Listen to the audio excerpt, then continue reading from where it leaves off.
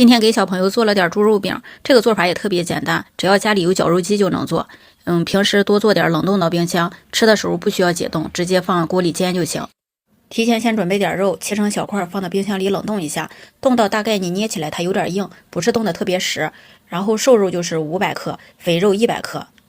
這個肉餅要想吃起來不硬不發柴，那就是少放點豬肉。這個就是500克放100克，吃不出來有肥肉，但是吃起来是很嫩的。不管是做肉餅還是丸子一類的，它一定要保持一个低溫的狀態，這樣你做出來的肉餅口感才特別 Q 彈。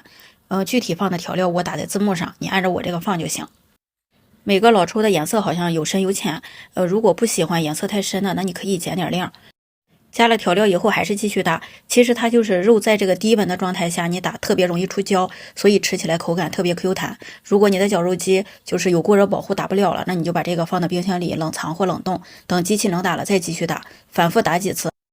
最後打好的狀態就是你可以用硅膠鏟這樣試一下，怎麼甩它都甩不掉，這個狀態就可以了。我們家小朋友比較愛吃玉米粒兒，我每次都給他加。如果你不喜歡吃，也可以加別的，或者是不加。這個玉米粒就是熟的，如果是生的話，就把它煮熟了再加，抓拌均勻，現在就能做了。還有就是這個油脂特別方便，你們可以試試，就是凍着的時候它也特別好取下來。手上要噴點油，這樣你做出來的這個餅特別光滑，而且它還不粘。大小就按照自己的習慣，還有這個油脂的大小，你自己看着做就行。我大概每次都做的不是很厚，因為這樣也特別好熟，太大了一個小孩也吃不了。全部都做好了，就一個一個的这樣摞起來，然後放到密封袋裡冷凍保存。